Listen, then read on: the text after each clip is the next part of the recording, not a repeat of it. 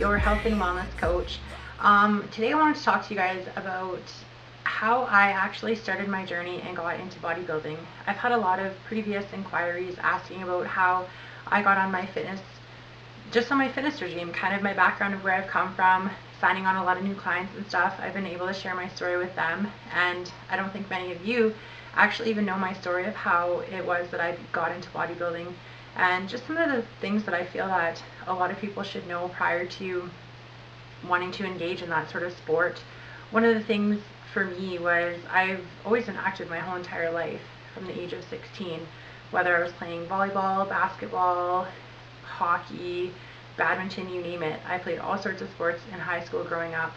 Having been shuffled around lots in high school, it became a little bit harder to, I guess, just staying on one solid team. You know, when you're a kid and you move around and you're kind of the new kid in school, it becomes a little bit harder to fit in and stuff. And for me, having gone through some of those transitions in high school, meeting new people, it became hard to sign on for new sports teams and stuff. Again, just, you know, being the new kid, it was I was a little bit standoffish from kind of wanting to pursue sports. I did it with just some recreational sports on the side, you know, just kind of dropping here and there.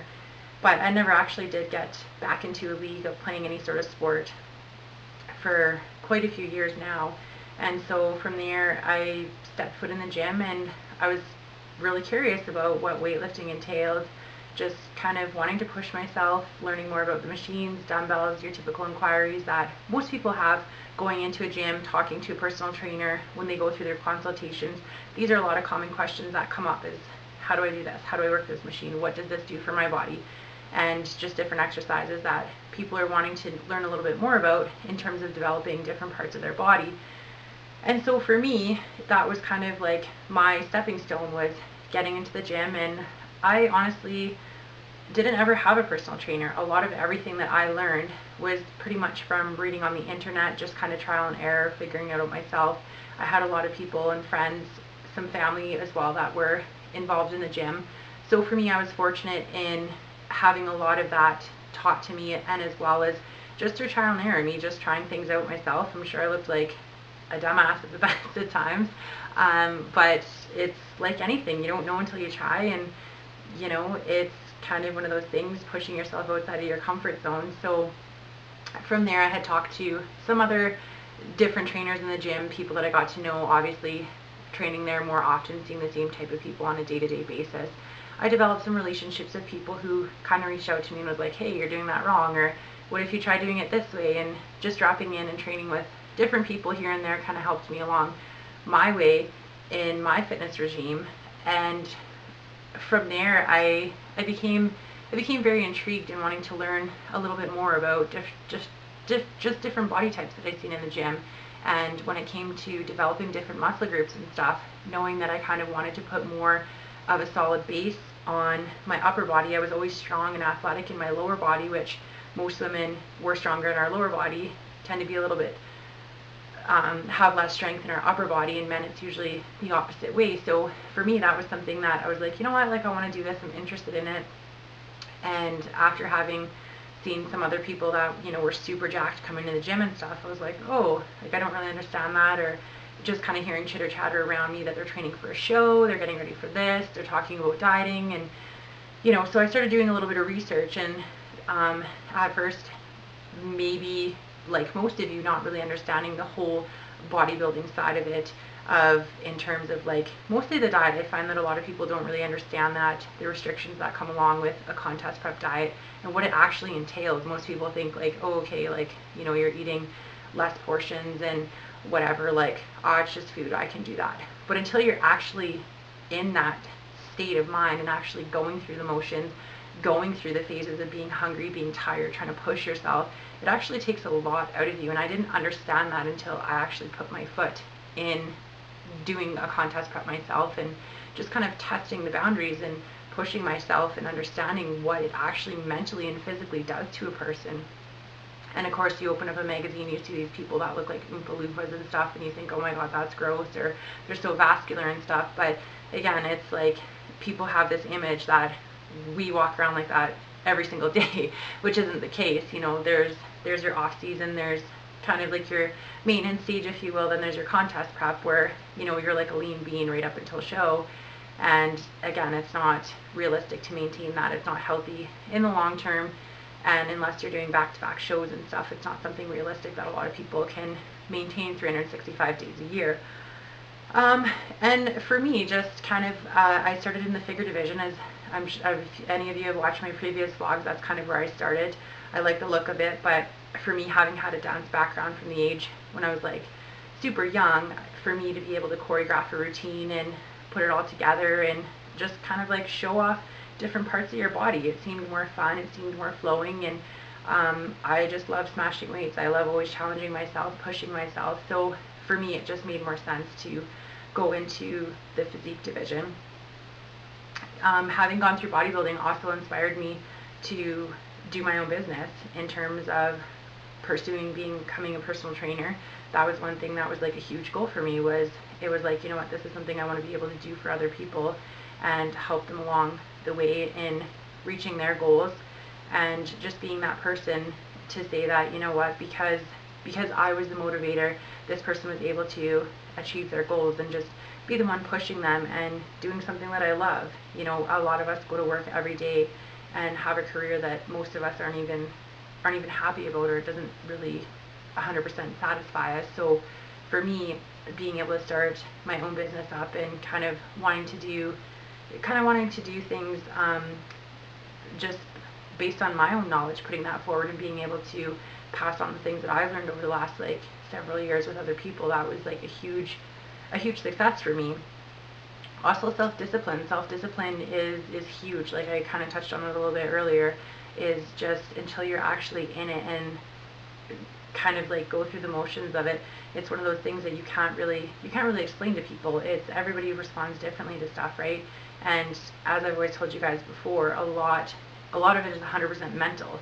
Your body's capable of anything. It's your mind you have to convince. And at the end of the day, the more that we tend to dwell on, you know, the negativity side of contest prep or how we're feeling, those sorts of things, it's going to make it be just a very bad experience. So it taught me a lot of self-discipline in terms of being able to restrict my food, being able to go out with friends and family, have those restrictions. And it also made me realize a lot about myself, and unfortunately going through a contest prep, you also learn a lot about who your true friends are in terms of things that you sacrifice. And there's some people that can't handle the social aspect of going out and having all these temptations in front of them, or alcohol, you know, or they have events that come up and they often, for lack of better words, have that self-pity for themselves that they can't participate. And it's just having that mental switch in your mind that just says, no, you know what, I can give up any time, but these are choices I'm making, and you understanding and just seeing the end result as something successful, not something that you're punishing yourself for, and saying no to these people. These are choices that you're making for all of these reasons, and if you have the right people in your life, they'll always support you no matter what that looks like. I mean, if you think about it, a contest prep, you're running anywhere from 16, 14, or 12 weeks. It's not like you're doing it for a year. It's not like you're doing it for 2 years straight. So it's just really having the self-discipline for yourself in that short period of time, and just kind of other people supporting you within that time frame for you to actually be successful in reaching your goals. Definitely taught me a lot of patience. Everybody knows, you know, when you're gone without a meal 2 to 3 hours, we tend to get hungry, and I know myself on a regular basis, if I'm not eating within that 2 to 3 hour time frame, I get a little bit hangry, you know, and I'm sure most of us are like that, right? Sometimes our hunger gets the best of us. So it definitely taught me a lot of patience, and that kind of touches into the self-discipline as well, as just patience with your friends, your family. And sometimes, you know, we're having a bad day, we're tired, we don't feel like doing things, or even at work, maybe you have little stresses, deadlines, those sort of things can get under our skin. But it's just really being able to step back and understand what it is that's going on within yourself before we actually snap and lash out on other people for maybe just being a little bit hungry, maybe being a little bit tired. So patience is definitely a big thing when it comes to being a part of the bodybuilding or like the bodybuilding world, and having gone through a contest prep.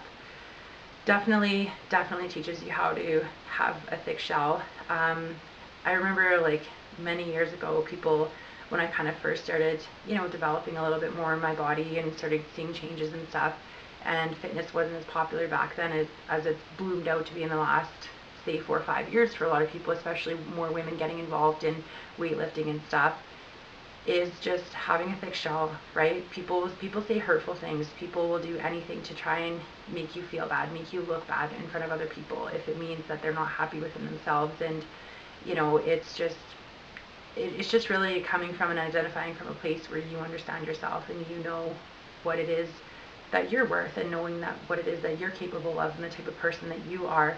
And regardless of what we look like on the outside, a lot of that has to come from that self-love and from within ourselves, and just loving who we are no matter what other people say. And I remember getting so offended when people would say, oh, you look like a manly, that's gross, you shouldn't look like that, women shouldn't lift weights, and just the nasty comments that you hear. It used to really bother me and upset me, but I started kind of thinking about it, and I was like, you know what, it's really none of my business what other people think about me. At the end of the day, again, sometimes people will just criticize you because they're not happy with themselves. So you can't always understand where other people are coming from, but it's just learning how to, again, just identify with yourself. And as long as you're happy with yourself and you're doing it for all the right reasons for you and it makes you happy, it really shouldn't matter what other people think.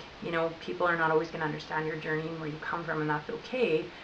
It's not their journey to understand. And again, as long as you're happy and confident, I strongly encourage people to do you, what works best for you.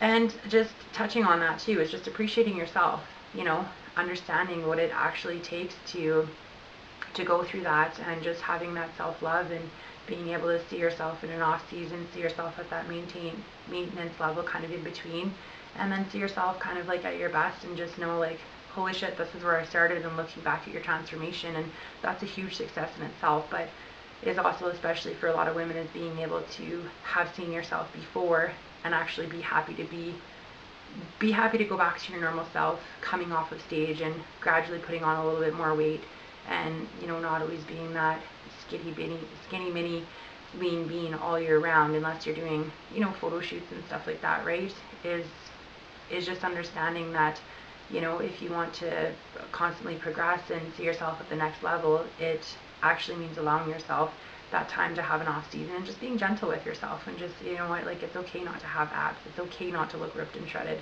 all year round.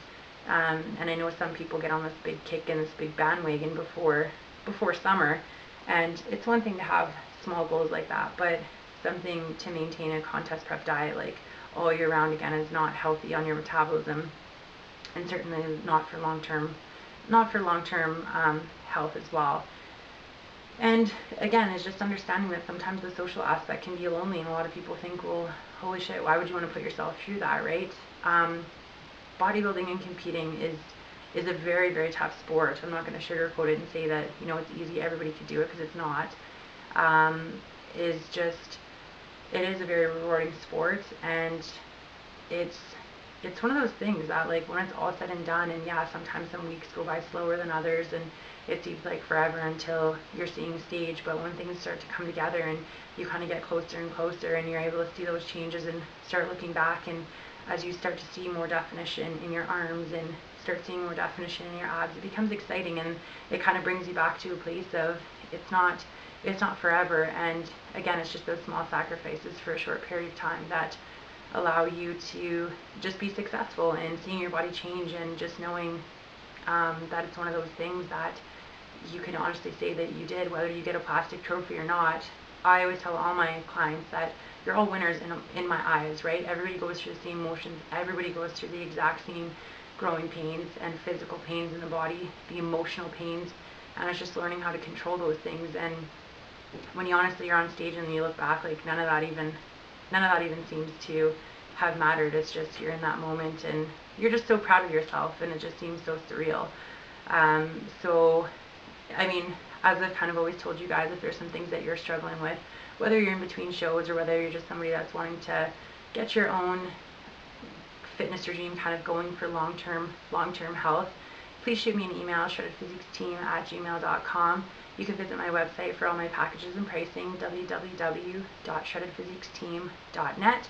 And as I mentioned before, I will be checking in with you guys periodically. I have some big announcement news coming up, so stay tuned. Make sure you like, share, and subscribe to my channel to have all the latest things that I'm going to be sharing with you guys. Until next time, as always, stay happy and stay healthy.